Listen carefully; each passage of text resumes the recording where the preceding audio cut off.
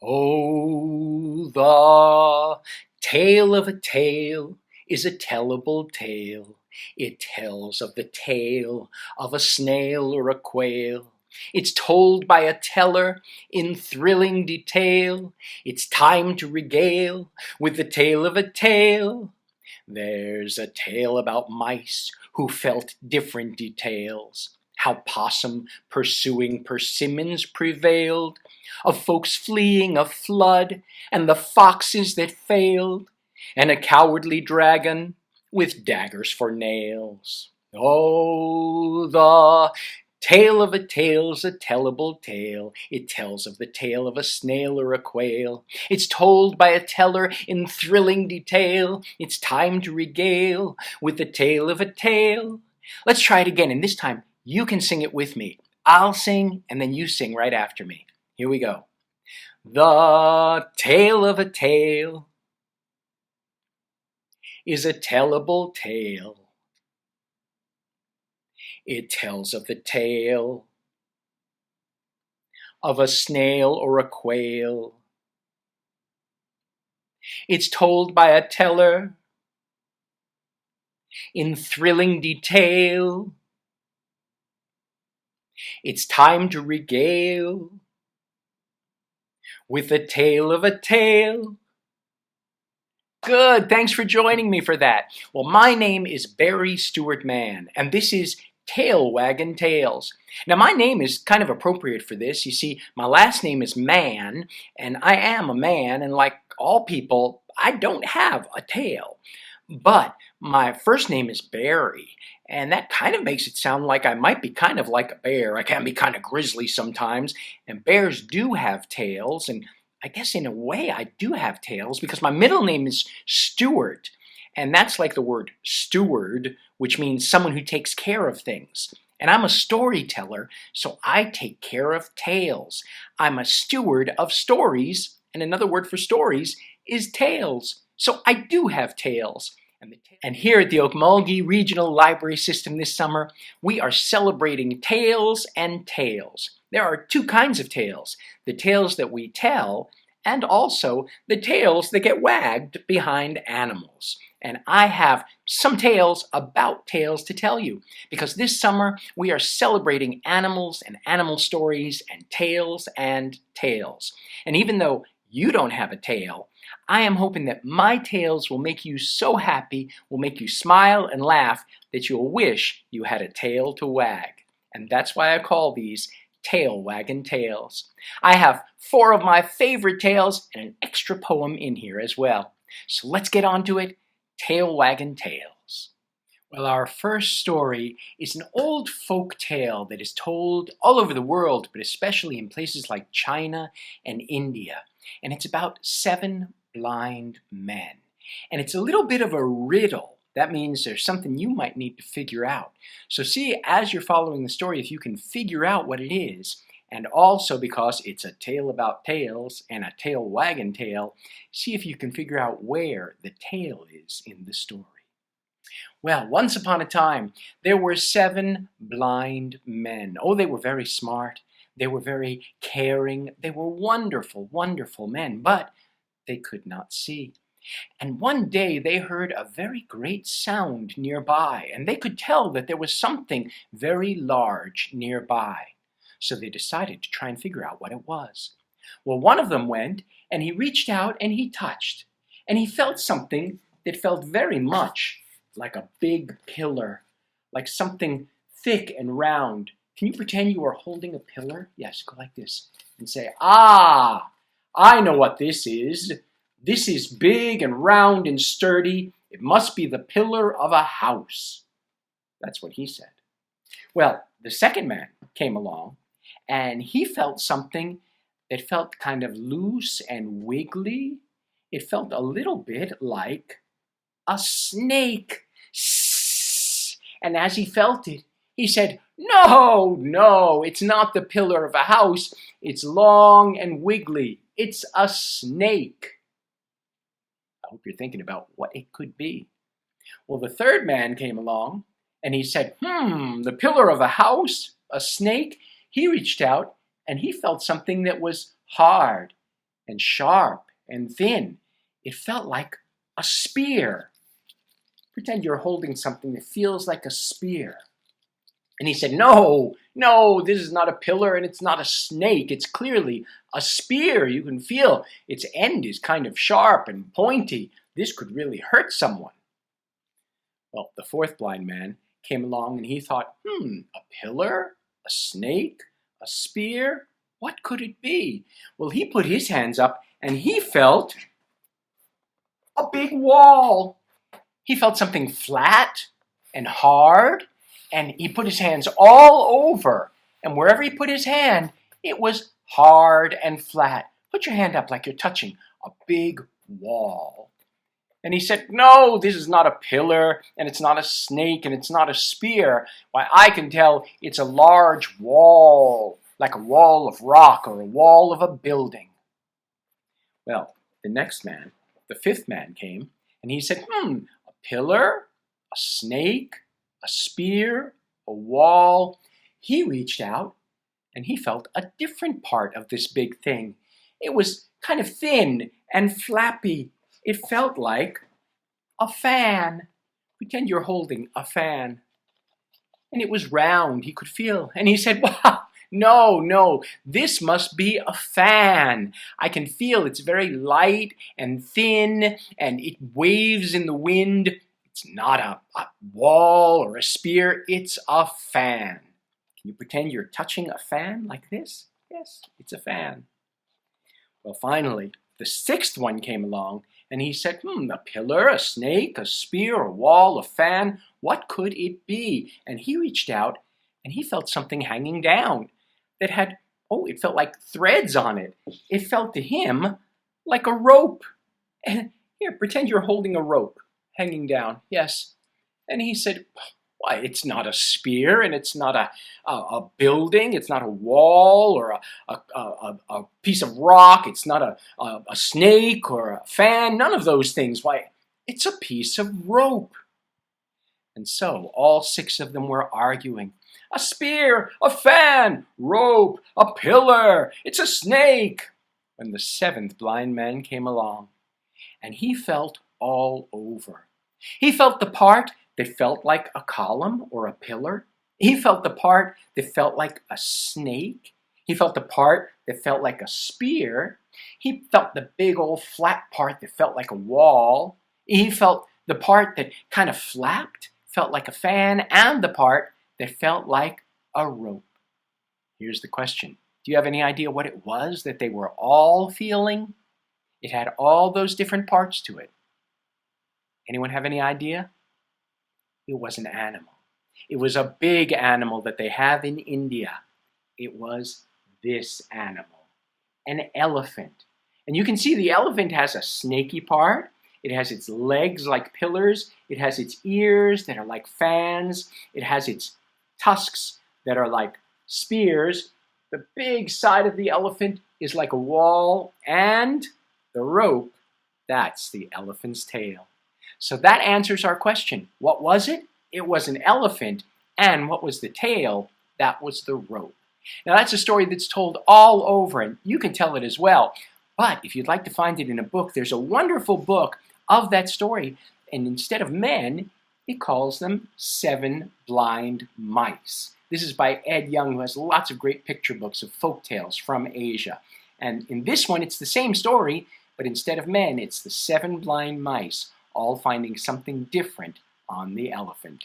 And that's our story. It's known everywhere as The Blind Men and the Elephant. Our next story comes from South America, from a country that we call Peru. Can you say Peru? In Peru, they actually pronounce it Peru. Can you say Peru? That's how they say it in Spanish, because in Peru, they speak Spanish. But they also speak another language, because long ago, before the Spanish people came from Spain, there were Native Americans living in Peru called the Incas and the Quechua.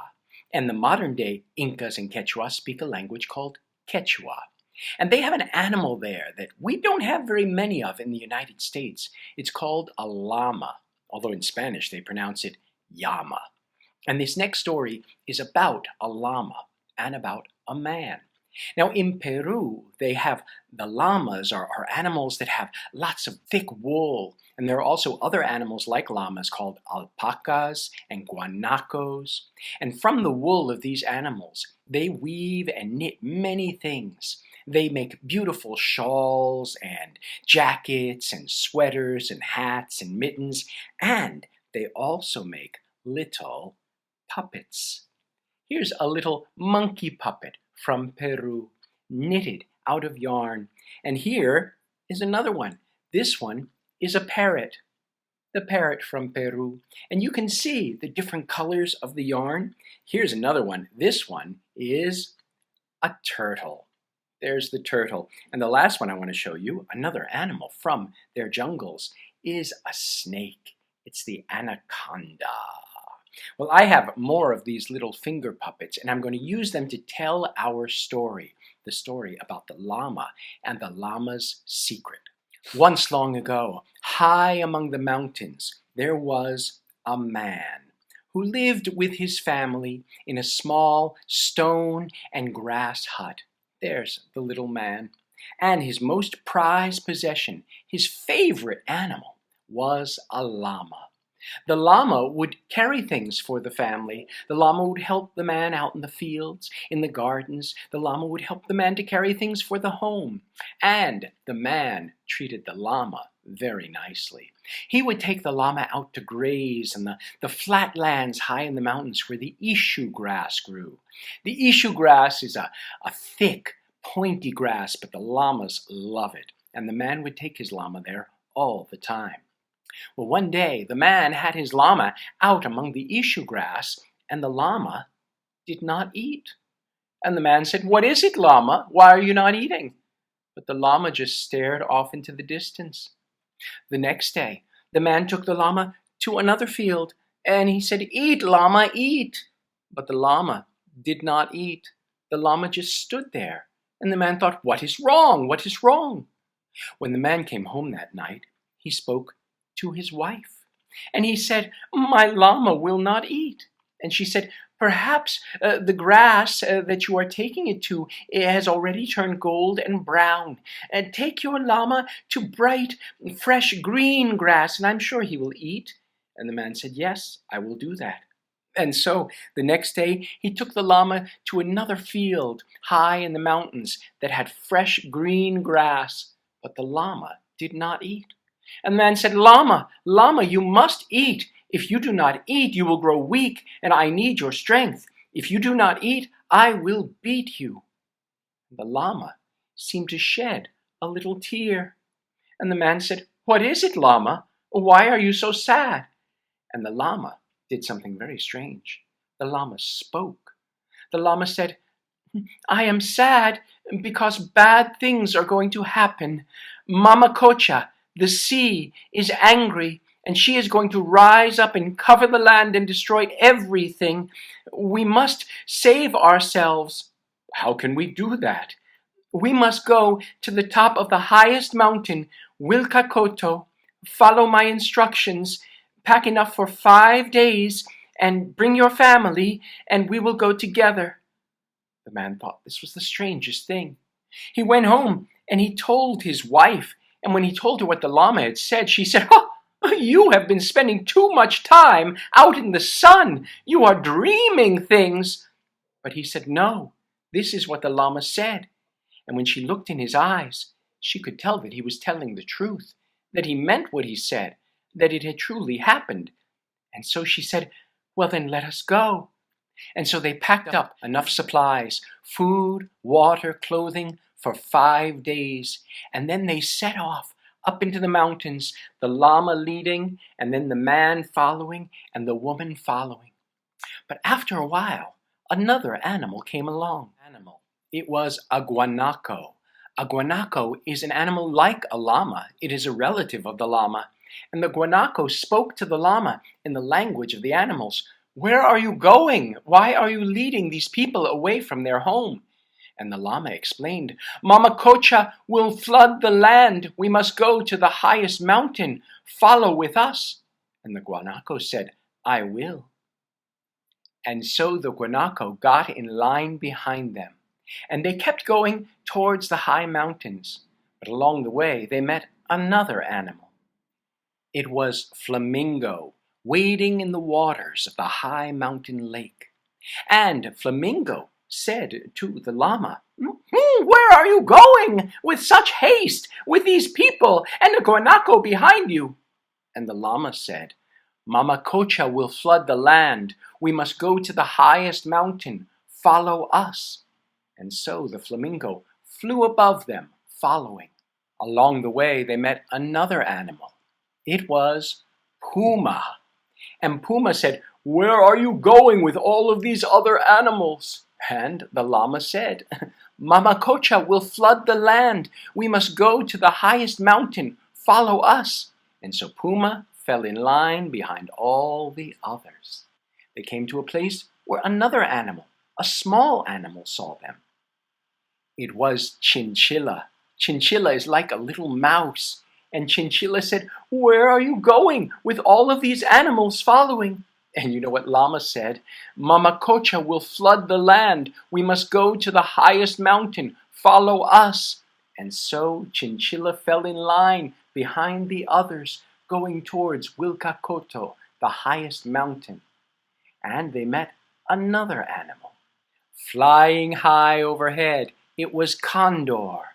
And Condor said, "Where are you going?" And of course the llama said, "We are going to Wilcacoto, the highest mountain. Mama Cocha will flood the land. Follow us." And so Condor fell in behind, and it was the llama, and the man, and the woman, and the guanaco, and the flamingo, and the puma, and the chinchilla, and Condor, and many of the other animals came along as well.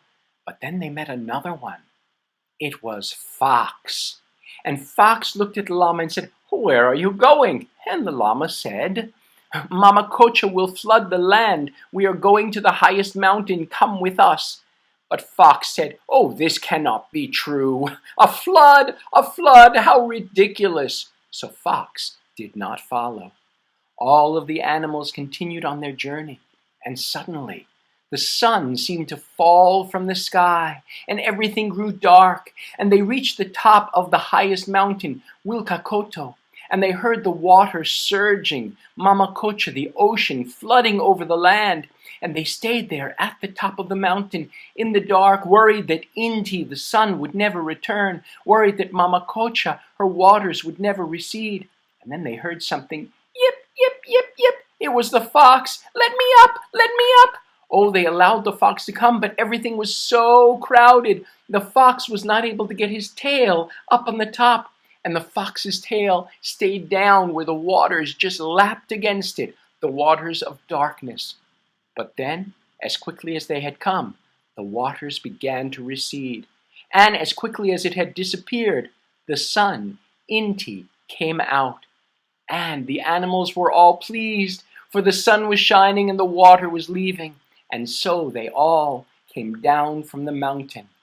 But poor Fox, Fox's tail had been put in the water, and that is why, to this day, Fox has a little bit of black on the tip of its tail, from where it had dipped into the waters of darkness, the waters of Mama Cocha. And they say that what happened long ago in this legend might have actually been what we call a solar eclipse, where the moon passed in front of the sun and made everything dark for just a little while.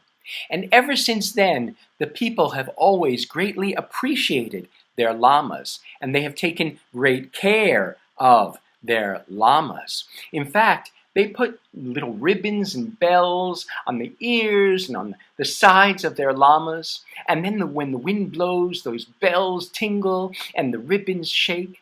And they say that the people of Peru also play music for their llamas. They have a musical instrument that looks like this. It's a pan pipe. You blow in the top of all of these and it makes music. I'm going to try, but I'm not very good at it.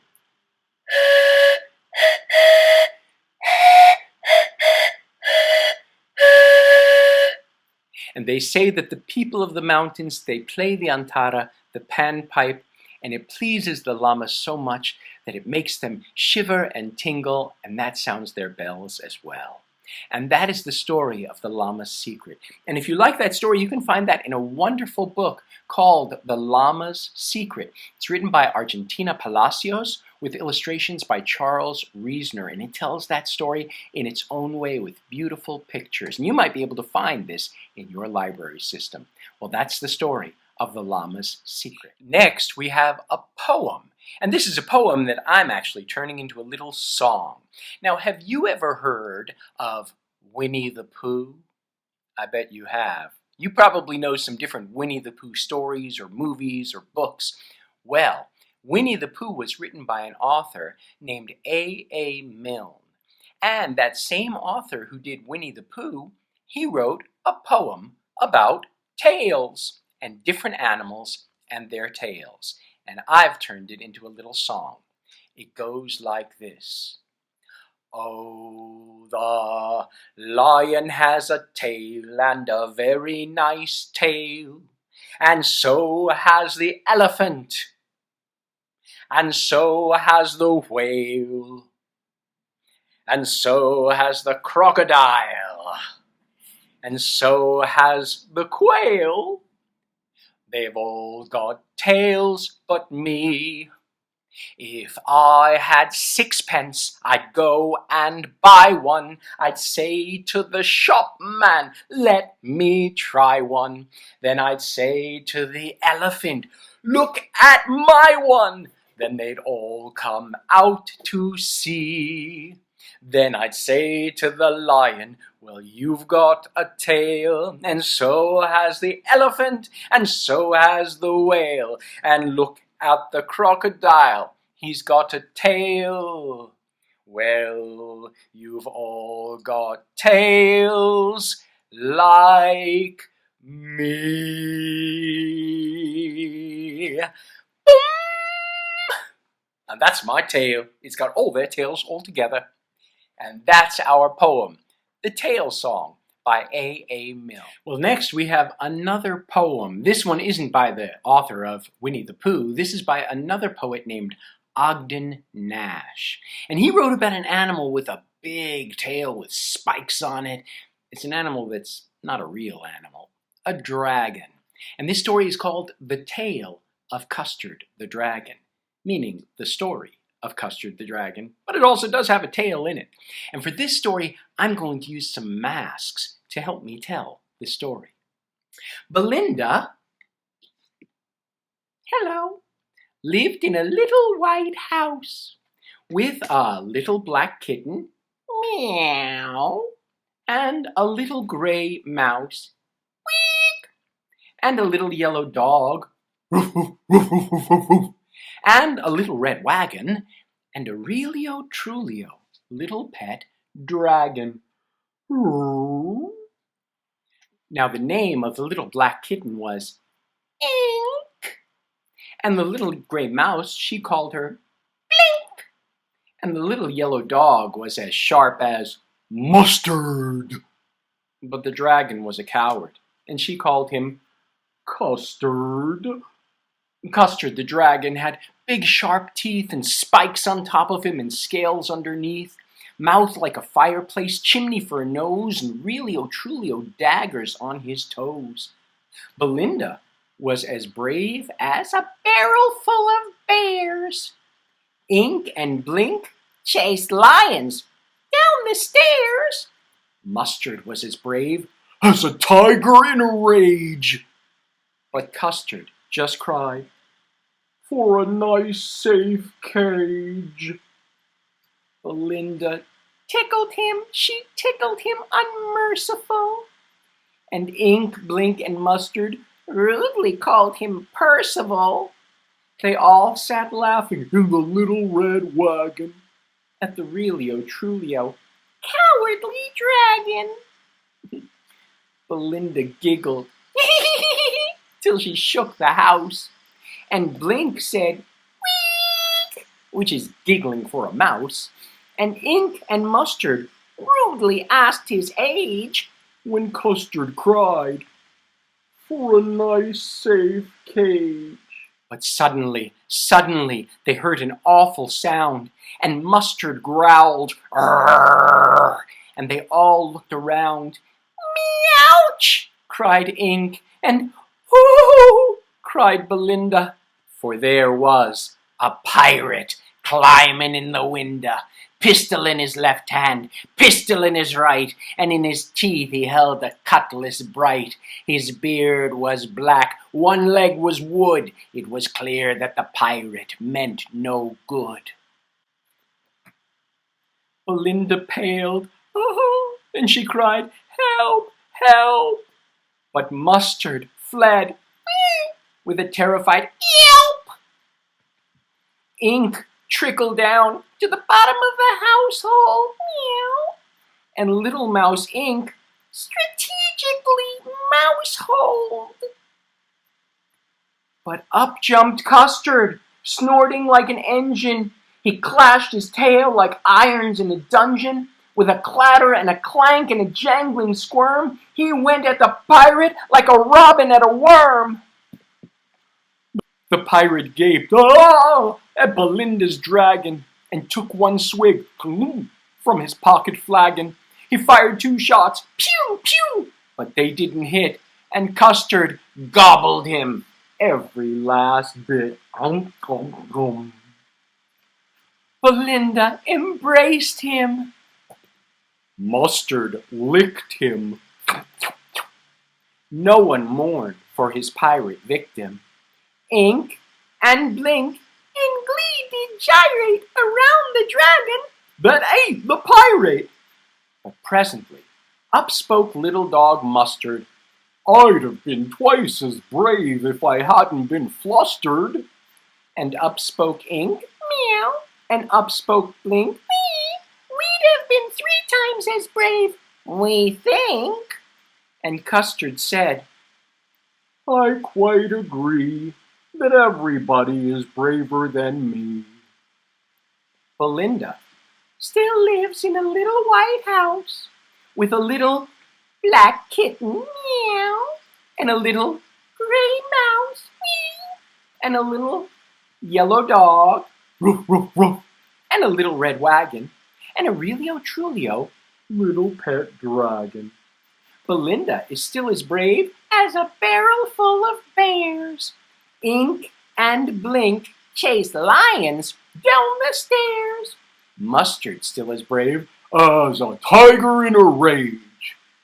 But Custard keeps crying for a nice, safe cage. Oh!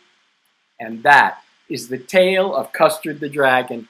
And you can find that story in collections of poems by Ogden Nash, but also in this wonderful book called The Tale of Custard the Dragon, with the poem by Ogden Nash and illustrated by Lynn Munsinger. That's The Tale of Custard the Dragon. Our last tail wagging tale is about a little animal that has a long, skinny tail without any hair on it. You might see this animal running around where you live. I know I see it where I live. It's kind of a little bit bigger than a rat or a mouse, but kind of looks like that. It's an opossum, or sometimes we call it possum, and we have possums all throughout this part of the country. Well, I found this story in a book called Why Opossumundus Has No Hair on His Tail by Colleen Sally, with illustrations by Janet Stevens. And you can find it other places as well. And in this book, which is one of many books about this little possum named Opossumundus, well, it says that little Opossumundus wondered why he doesn't have any hair on his tail.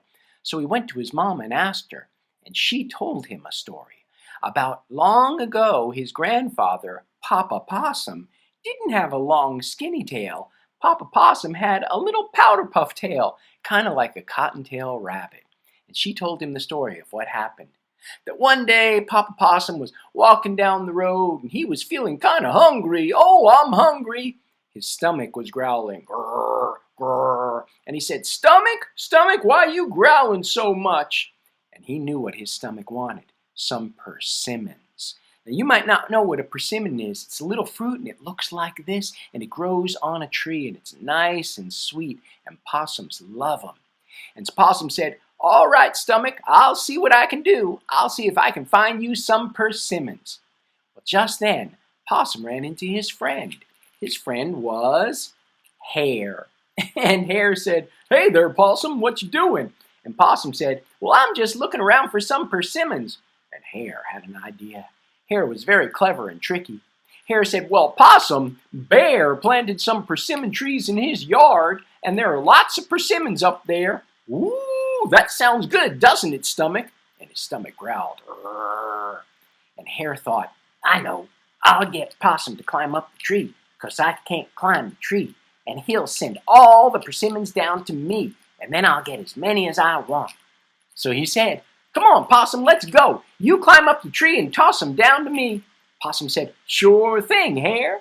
So Possum climbed up the persimmon tree when they got to Bear's yard, and it was full of persimmons. But Possum couldn't help himself. He munched on one. He said, "Persimmons, persimmons, high in the tree, enough for a stomach and enough for me." But Hare called up, "Come on, Possum, toss 'em down." And so Possum ate another one. He ate two. He ate three, and he said, "Persimmons, persimmons, high in the tree, enough for my stomach and enough for me. Persimmons, persimmons, high in the tree, one for Hare," and he threw one down, "and three for me." And he munched up three more. And Hare got that persimmon and said, "Possum, send more down." A Possum kept on grabbing them, but he ate more than he tossed down. He said, "Persimmons, persimmons, high in the tree, one for Hare, and five for me." And then he ate five of them. Hare was getting mighty angry. He thought he was going to get them all to himself. "Possum, send me more persimmons." A Possum just grabbed some, and he sang, "Persimmons, persimmons, high in the tree, one for Hare, and seven for me." And he gobbled up 7 persimmons. And Hare could see how this was going. Hare was not happy about this, so Hare had a mind to do something about it. Hare went running off down the road, and who do you think he ran into? You can imagine, it was Bear. And Hare said, "Bear, listen carefully. You better listen, 'cause there's something going on in your persimmon garden." And Bear said, "What? What could that be?" And off in the distance he heard, "Persimmons, persimmons, high in the tree, enough for my stomach and enough for me." And Bear growled, "Why? He's getting my persimmons!" So Bear went running through the forest. Bear went to his house, and there was Possum up in the tree. And Bear grabbed the root of that tree, and he shook and shook and shook. And Possum shook high up in the tree, and all the persimmons came down, and Possum came tumbling down as well. And Possum knew that he was in trouble, so he turned around and he tried to run, but Bear chased after him. And Possum slipped through a fence, but right before he slipped through that fence, Bear grabbed and pulled off Possum's tail. And after that, Possum didn't have his tail anymore. All he had was a long, skinny, ugly tail. But that day he got lots of persimmons, persimmons, high in the tree, enough for a stomach and enough for me. And that's the story of why Possum has no hair on his tail. Well, I hope you've enjoyed the tail wagging tales that we shared today. There were several of them. Remember, we had 7 Blind Mice by Ed Young. You might be able to find this book in your library system. This is an adaptation of an old folk tale that's told in China and India and other places, usually called The Blind Men and the Elephants. But Ed Young turned it into mice, and we did it that way as well. And we also had The Llama's Secret. It's a Peruvian legend, and it's told in this book by Argentina Palacios with illustrations by Charles Reasoner. You might be able to find this book in your system as well. We also did the wonderful poem of The Tale of Custard the Dragon, written by Ogden Nash. He's an American writer many years ago, and put with illustrations in this volume by Lynn Munsinger, although we told it in our own way. And we also did Why a Possumundus Has No Hair on His Tail. We got that from this book by Colleen Sally with illustrations by Janet Stevens. And there are a couple of other books about a possumundus as well. Well, I hope you enjoyed these tales, and I hope you know that there are plenty more where they came from. Well, I want to thank the Okmulgee Regional Library System for inviting me to come and share my stories with you. I've always enjoyed coming to the libraries of the Okmulgee Regional Library System. Last year and this year I've been coming through the computer. Hopefully in years to come I'll be able to come to you in person again. But thank you so much for letting me come and share my stories with you. I hope you'll keep finding ways to get books out of the library, books from the system, and keep finding some amazing tail wagging tales. I'm Barry Stewart Mann, and this has been Tail Wagging Tales with The Tale of a Tale. Thank you so much, and goodbye.